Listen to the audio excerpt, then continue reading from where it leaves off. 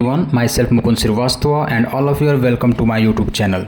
और आज की इस वीडियो में हम देखने वाले हैं क्लास 12 के इंग्लिश के विस्टास का चैप्टर नंबर 4 द एनिमी का पार्ट सेकंड। और मैं आपको बता दूं कि पिछले वीडियो में मैंने द एनिमी का कुछ पार्ट एक्सप्लेन किया था, जो पार्ट 1 के नाम से वीडियो अवेलेबल है, और उसके इंपॉर्टेंट क्वेश्चंस भी मैंने आपको बताए थे जो आपके बोर्ड एग्ज़ाम में आने वाले हैं। और उसमें आप देखेंगे, एक रिकैप में आपको बता दूं कि उसमें हमने आपको बताया था कि डॉक्टर सदाव जो थे उनका घर जो है एक बीच के किनारे था, और उनके पिताजी का सपना था कि मेरा बेटा जो है बहुत बड़ा सर्जन बन जाए, और जिसके लिए वो 22 वर्ष की उम्र में जाते हैं अमेरिका, और वहाँ से पढ़ के 30 साल की उम्र में वापस आते हैं, बहुत फेमस सर्जन बन जाते हैं। कुछ कहानी ये भी बताई गई थी कि वो अमेरिका में अपने प्रोफेसर के घर पे एक लड़की से मिलते हैं जिसका नाम हाना होता है, और वो उसके प्रेम में पड़ जाते हैं, लेकिन अपने प्यार का इजहार तब करते हैं जब उनको पता चलता है कि हाना भी एक जापानी लड़की है। और ऐसा वो इसलिए करते हैं क्योंकि उनके पिताजी पूरी तरह से जापानी परंपरा को मानने वाले थे, और वो किसी भी अन्य लड़की को जो जापानी न हो उसको वो स्वीकार नहीं करते। मतलब कि वो सिर्फ जापानी लड़की को ही सदाव की पत्नी के रूप में स्वीकार करते थे।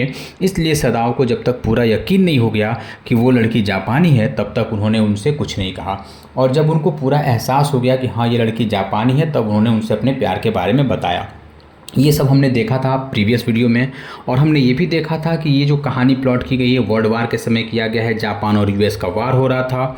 और आपको ये भी बताया गया था कि जो डॉक्टर सदाव थे वो युद्ध में सैनिकों के साथ नहीं गए थे, क्योंकि एक बहुत फेमस जनरल थे जिनका सर्जन करना था जो डॉक्टर सदाव करते।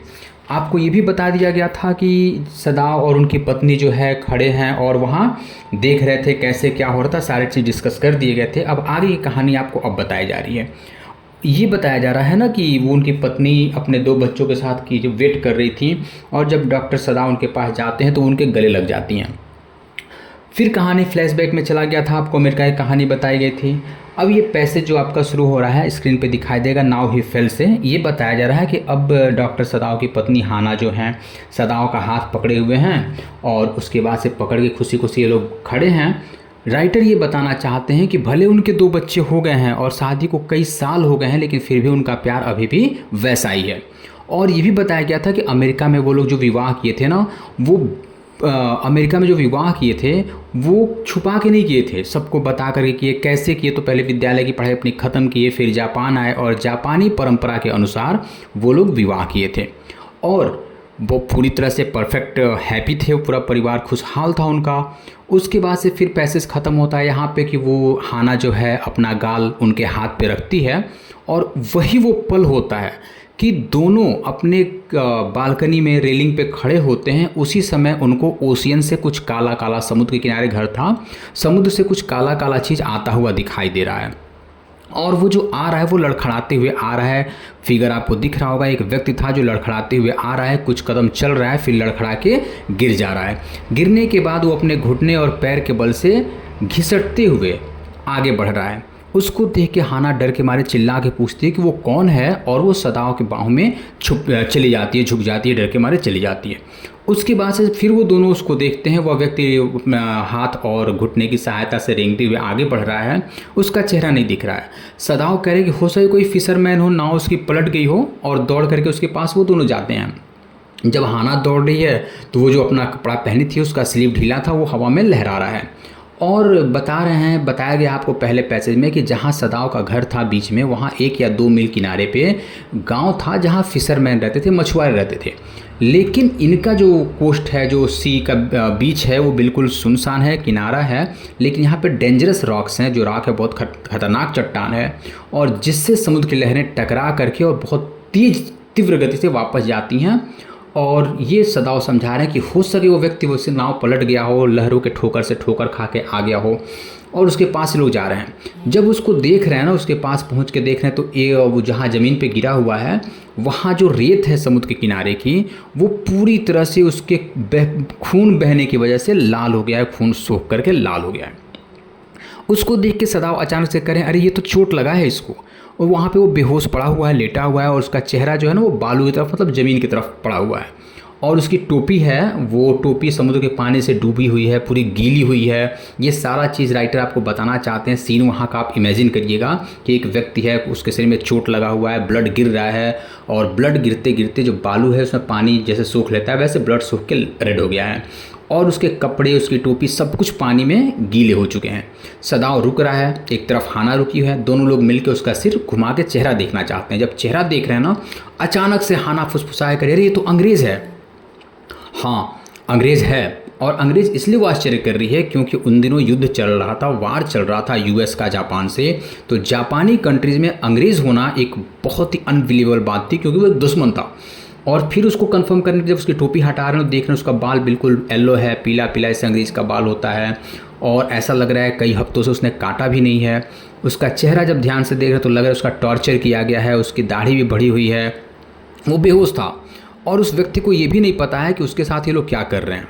तब तक सदाओ जो कि सर्जन है, उनको उसके चोट की याद आ जाती है, और उसकी उंगलियां जो कि काफ़ी एक्सपर्ट हैं, इट मीन्स एक्सपर्ट सर्जन है, बहुत ही अनुभवी डॉक्टर है, सर्जन है, और उसकी उंगलियां सीधे उसके चोट पे पहुंचती हैं।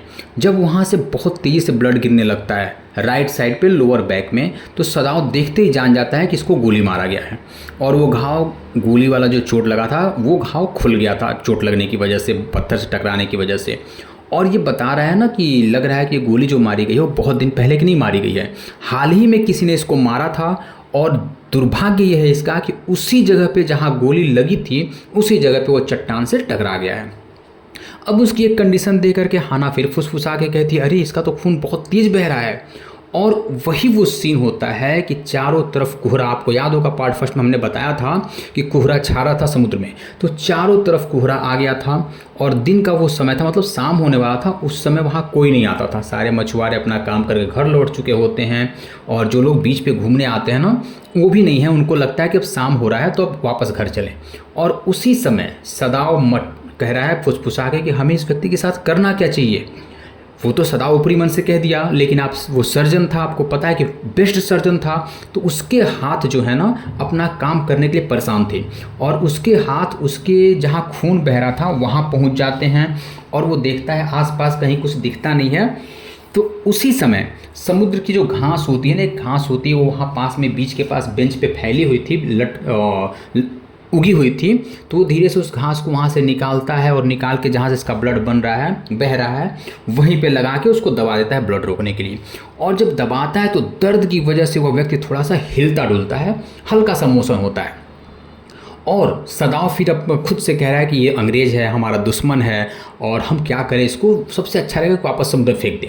अब समुद्र में फेंकने की बात इसलिए कह रहा है क्योंकि अगर वो दुश्मन का इलाज करता है तो ये देशद्रोह होगा, गद्दार कहलाएगा, और हो सके उस पर मुकदमा हो जाए देशद्रोह का। तो ये सारी बातें आपको आगे बताई जाएगी। तो सदाओ इसी वजह से कह रहा है कि इसको हम वापस समुद्र में फेंक देंगे तो हमारा गला बच जाएगा। अब ब्लीडिंग जो था थोड़े समय के लिए बंद हो गया था, क्योंकि उसने उस पर दवा लगाया था, वही घास लगाया था, और खड़ा हुआ, उसके हाथ में जो मिट्टी वगैरह थी उसको झाड़ रहा है। तो उसकी पत्नी भी उसका समर्थन कर रही है कि हाँ, हमें इसको फेंक देना चाहिए समुद्र में। लेकिन वो दोनों एक दूसरे को बहुत ही क्यूरियस नज़र से देखते हैं, क्योंकि न ये फेंक रहा था न वो फेंक रही थी। फिर कह रहे हैं, आपस में डिस्कस कर रहे हैं, सदाओ कह रहा है कि यदि हम लोग इस अंग्रेज़ को अपने घर में जगह दे देंगे ना, तो हमें गिरफ्तार कर लिया जाएगा, क्योंकि ये एक कैदी है, दुश्मन देश का है, और अगर हम छोड़ देंगे तो ये मर जाएगा, और अगर हम अपने वहाँ रख के बचाते भी हैं ना, तो भी इसको जब हम लोग देंगे अपने सैनिकों को, तो भी इसको मार दिया जाएगा। तो फिर वो कह रही है हाना कि सबसे अच्छा रहेगा ना कि हम लोग इसको वापस समुद्र में फेंक देते हैं, वापस डाल देते हैं। और ये भी कह रही है डाल देते हैं, सदाओ भी कह रहे हैं डाल दें, लेकिन कोई आगे नहीं बढ़ रहा है। तो हाना कह रही है कि व्हाट इज़, एक लाइन बोली है हाना, बिल्कुल आश्चर्यचकित होकर क्वेश्चन पूछे कि व्हाट इज़ ही, हम ये है क्या, इसका हम करेंगे क्या, ये क्यों आया हमारे पास। तो फिर सदाओ समझा रहे हैं, कह रहे हैं कि है तो ये अमेरिकन ही लग रहा है, और ये बेहोश भी हो चुका है। अब फिर आपस में गेस करें, क्योंकि उसका आइडेंटिटी तो पता है नहीं इन लोगों को। तो कह रहे हैं हो सके नाविक हो अमेरिका का, या फिर हो सके अमेरिका के युद्ध वाला वारशिप जो है उस पर से गिर गया हो सके यूएस नेवी का कोई हो, या फिर हो सके जापान के लोग किसी इन लोगों को कैदी बना के ले जा रहे थे, उसमें से बच के भाग रहा हो, और तभी हाना करिए हाँ ठीक कह रहे हो, बच के भाग रहा होगा, इसलिए उन लोगों ने पीछे से गोली मार दिया होगा। तो सदाओ कह रहा है हाँ, गोली भी पीछे ही लगी है। आपस में पति पत्नी डिस्कस कर रहे हैं, और हेजिटेट होकर के एक दूसरे को देख रहे हैं कि आखिर हमको इसका करना क्या है। तो फिर बोल रही है उसकी पत्नी कि आओ चलो हम दोनों मिल करके इसको वापस समुद्र में डाल देते हैं। सदाव कह रहा है कि यदि मैं इसको लेके उठा भी रहा हूँ तो क्या तुम्हारे अंदर हिम्मत है, तुम कर पाओगी? हाना कह रही है कि नहीं, मुझसे नहीं हो पाएगा, तुम इसे अकेले ही करो। सदाव भी चूंकि भावुक था, सर्जन भले था, लेकिन उस इंसानियत थी उसके अंदर। दुश्मन देश को जो नागरिक पकड़ा था तो ये उसकी जान नहीं लेना चाहता था। फिर हेजिटेट कर जा रहा है, कह रहा है कि अरे उसको कैसे मैं फेंक पाऊँगा, ये बहुत अजीब सी बात है। और कह रहा है कि यदि हम, सबसे आसान रहेगा कि हम इस पुलिस बुला के उसको दे देते हैं। और ये सब कह रहे हैं कि भाई हमारा दुश्मन भी है और सारे अमेरिका वाले अब हमारे दुश्मन हो गए हैं। और कह रहा है कि ये कॉमन फेलो जो तुम इसको साधारण सा व्यक्ति समझ रही हो, इसका चेहरा मासूम दिख रहा है, ये तभी तक है जब तक ये बेहोश है। और अगर ये होश में रहता, घायल नहीं रहता, तो इस समय हमारा दुश्मन बन के हमारे सामने खड़ा होता। तो फिर हाना समझा रहे कि यदि तुम भी इसको समुद्र में नहीं फेंक पाओगे, हम भी समुद्र में नहीं फेंक पाएंगे, तो हम लोग एक ही काम है जो कर सकते हैं, इसलिए अपने घर ले चलना होगा। जब दोनों तैयार होते हैं घर ले जाने के लिए, तभी सदाव कहता है घर तो हम लेके चलेंगे, हम दोनों आपस में एक दूसरे की बात से सहमत हैं, लेकिन क्या होगा उन नौकरों का जो हमारे घर पे काम कर रहे हैं, वो मानेंगे कि नहीं मानेंगे? मान लीजिए कि अगर न माने, विरोध करें कि भाई दुश्मन को आप लेके आ गए हैं, तो फिर हमें क्या करना होगा? तो उसकी पत्नी समझा रही करे कि हाँ सदाव, मैं भी यही सोच रही थी, सबसे अच्छा रहेगा कि हम पुलिस को बुला के दे देते हैं, क्योंकि मान लो सिर्फ यही नहीं ना है, समझा रही है, कह रही कि मान लो हमें अपने बच्चों का केयर करना है, फ्यूचर देखना है, तुम्हारा पोजीशन देश में इतना अच्छा है, तुम्हारा स्टेटस इतना अच्छा है, लोग क्या कहेंगे, तुम्हें गद्दार कह देंगे, कौन क्या सोचेगा, किससे किससे हम बताने जाएंगे। और सबसे बड़ी बात है कि यह व्यक्ति हमारे देश का है भी नहीं। सदाव भी मान गया, कह रहा है कि हाँ ठीक कह रही हो, चलो हम बाद में इसके बारे में सोचते हैं। उसके बाद से दोनों पति पत्नी आपस में राय करते हैं, उस व्यक्ति को उठाते हैं, और जैसे उठा रहे उस व्यक्ति को ना, वह व्यक्ति बिल्कुल हल्का सा है, इतना हल्का है कि राइटर कंपेयर कर रहे हैं ना कि कोई ऐसी चिड़िया है जो आधी भूख से मर चुकी हो, मतलब बिल्कुल सूखी हुई चिड़िया, सिर्फ उसके अंदर पंख बचा हो और हड्डी बचा हो। सोचिए पंख और हड्डी वाली चिड़िया कितनी हल्की होती है। उससे इन्होंने उस सोल्जर का, उस जो दुश्मन देश का सोल्जर है, उसका कंपेयर कर दिए हैं। और जो पति पत्नी दोनों उसको उठा के ले रहे हैं, तो उसका हाथ ऐसे नीचे लटका हुआ है, और ले करके अपने घर के साइड डोर से, मतलब पिछले दरवाजे से अंदर जा रहे हैं। दरवाज़ा खुल के सीधे गैलरी में जाता है, और वहाँ से वो लोग उस व्यक्ति को एक अपने वहाँ कमरे, घर में ना खाली कमरे में लेके जा रहे हैं। अब वो जो खाली कमरे की बात राइटर कह रहे हैं, वो खाली कमरा कभी सदाव के पिताजी का हुआ करता था। और चूँकि कि जब से वो मर गए हैं ना, तो उनके पिता का कमरा ऐसे ही अनयूज रहता था, कोई इसमें आता जाता नहीं था।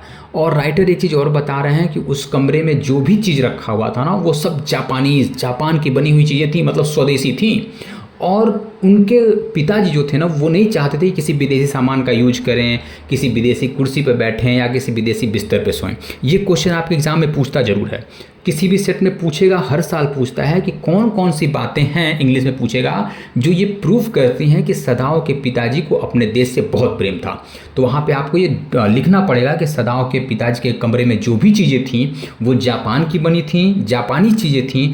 इससे ये प्रूफ होता है कि सदाव के पिता अपने देश के बनी हुई चीज़ों को पसंद करते थे, स्वदेशी चीज़ों को पसंद करते थे। और उसके बाद से ना, ये तो हो गया। फिर आगे कहानी बताई जा रही है कि जैसे उस कमरे में लेके जाते हैं, तो हाना जाती है और कबर्ड खोलती है, उसमें से पुराना सा मुलायम सा गद्दा निकालती है, और निकाल तो देती है, लेकिन हेजिटेट होती है बिछाने के लिए। सोचती है कि भाई इतना अच्छा सुंदर सा हमारा गद्दा है, जिस सिल्क का कपड़ा लगा हुआ है, बिल्कुल वाइट है, और हम इस गंदे से सोल्जर के ऊपर बिछा देंगे तो कपड़ा गंदा हो जाएगा। तो दोनों पति पत्नी फिर आपस में डिस्कस करते हैं। सदाव कहते हैं कि ऐसा है कि बिछाने से अच्छा ये है कि हम पहले इसको धुल दें, साफ़ कर दें इस सैनिक को। तो इसके लिए अपनी पत्नी से मांगते हैं कि गर्म पानी लेके आओ, हम इसको साफ़ कर देते हैं। तो फिर कह रही है उसकी पत्नी कि ऐसा है कि तुम मत साफ़ करना, मैं नहीं चाहती कि तुम इसको छुओ, हाथ लगाओ, नौकरों से कह देंगे, वो कर देंगे। तो इनके वहाँ एक यूमी नाम की नौकरानी रहती है जो इनके बच्चों की देख रेख करती है। तो ये सजेस्ट करती हैं हाना कि मैं उसी नौकरानी से कहूँगी और वो निश्चित रूप से धुल देगी। सदाव भी मान लेते हैं उनकी बात, कहते हैं ठीक है। और उसके बाद से यही किया जाए। जब दोनों पति पत्नी राजी हो जाते हैं आपस में, तो फिर हाना क्या करती हैं, यूमी के पास जाती हैं। वो सदाव समझा रहे हैं, कह रहे हैं ठीक है तुम जाओ, तुम यूमी को बताओ, मैं दूसरे अन्य नौकरों को बताऊंगा। लेकिन यही वो पल होता है जैसे सदाव उठते हैं नौकरों को बताने के लिए, उनका जो पेशेंट है, उनका जो मरीज है, उसका चेहरा बिल्कुल पीला हो चुका होता है, बिल्कुल मरने की कगार पे रहता है। तो अचानक से रुकते हैं, कहते हैं नहीं पहले उसका पल्स देख लूँ, ऐसा ना हो कि मैं नौकरों को बताने जाऊँ और ये मर जाए तो फिर प्रॉब्लम होगी। तो जब पल्स देखते हैं तो पल्स बिल्कुल धीमी हो गई रहती है, फिर उसके सीने पे जाकर धड़कन देखते हैं, हार्ट बीट चेक करते हैं तो बिल्कुल धीमी धीमी हार्ट बीट है, लेकिन फिर भी वो जिंदा था। तो सदाव कह रहे हैं कि ऐसा है कि एक काम करो, अगर मैं इसका ऑपरेशन नहीं करूँगा तो ये निश्चित रूप से मर जाएगा। और क्वेश्चन ये है कि हमें इसे मरने नहीं देना है, जब तक कि अपने देश की इस पुलिस को बुला के मैं दे न दूँ तब तक मरने नहीं देना है। तो हाना कह रही है कि अरे छोड़ दो, उसको बचाने का प्रयास ना करो, वो जी के ही क्या करेगा। ठीक है, तो सदाव कह रहे हैं अरे नहीं, उसको अभी जिंदा रहना जरूरी है, क्योंकि अगर मर जाएगा तो फिर हम लोग के लिए प्रॉब्लम क्रिएट हो जाएगी यहाँ पे।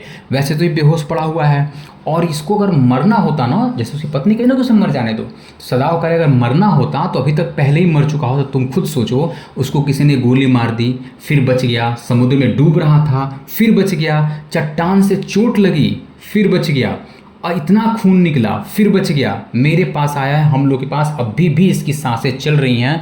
तो सोचो इसके अंदर जीने की कितनी बड़ी इच्छा है। और सबसे बड़ी बात यह है कि अभी इसका उम्र बहुत ज़्यादा नहीं हुआ है, अभी बहुत नौजवान है, मुश्किल से 25 साल का होगा। ठीक है, तो यहाँ तक जो था ये आपका एक्सप्लेनेशन हमने किया पार्ट सेकेंड में।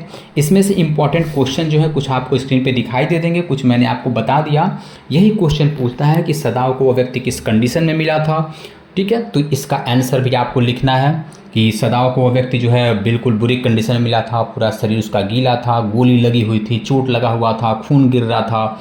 कहाँ मिला था, तो समुद्र में से उसके जो बीच है बीच पे मिला था। उसके बाद से ये पूछ सकता है पिताजी का कमरा वाला, वो मैंने आपको डिस्कस कर दिया। पति और पत्नी दोनों ने, ये भी क्वेश्चन बनाता है कि पति पत्नी दोनों उसको क्यों नहीं समुद्र में फेंके, तो दोनों इतने क्रूअल नहीं थे कि फेंकते, इसलिए दोनों उसको उठा करके अपने कमरे में लेते आए। तो यही सारी चीज़ें थी। आई होप कि ये कहानी आपको समझ में आ गई होगी। इतना पार्ट फर्स्ट का भी मैंने आपको रिकैप दे दिया था, पार्ट सेकंड का वीडियो ये है। आप दोनों वीडियो ध्यान से सुनिएगा, जो इंपॉर्टेंट क्वेश्चन उसका प्रैक्टिस करिएगा। फिर अगला पार्ट जो है बहुत जल्दी आपके सामने मैं लेके आने वाला हूँ, और तब तक के लिए आप इसको प्रैक्टिस करिए। कोई डाउट हो तो आप कमेंट करके पूछ सकते हैं, और फिर आप कहेंगे तो किसी ने लाइव आके आपका डाउट क्लियर कर दिया जाएगा। और दूसरा चीज़ यह है कि आप पहले से भी जानते हैं कि ये जो भी मैं वीडियो बना रहा हूँ क्लास 12 के बच्चों को ध्यान में रख के बना रहा हूँ। तो कहीं कभी कोई बच्चा आपके नज़र में हो तो आप उसको ज़रूर शेयर करिए, ताकि वो बच्चा भी बेनिफिट पाए हमारी वीडियो का, हमारी मेहनत का फल उस बच्चे को ज़रूर मिले। और वो बच्चा, आई होप कि बस आप वीडियो सुन लेंगे ना, हेडफोन लगा के सुन लेंगे, कुछ लिखने की ज़रूरत नहीं है, कहीं बुक खोलने की ज़रूरत नहीं है, आप बस सुनते जाइए, आपको सारी कहानी या जो स्टोरी याद होती जाएगी। और वही काम आप भी सुना सकते हैं किसी को। ठीक है, तो आप इसको शेयर करिए, सब्सक्राइब करिए, और अधिक से अधिक बच्चों तक हमारा मैसेज पहुंचाइए, हमारे इस एक्सप्लेनेशन को पहुंचाइए कि हमारा मेहनत भी फल लाए, कि कोई बच्चा हमारा वीडियो देख करके अच्छा नंबर पाए, तो मुझे बहुत खुशी होगी। ठीक है, तो बहुत जल्दी मिलते हैं फिर अगले पार्ट के साथ। तब तक के लिए धन्यवाद, बने रहिएगा। Thank you.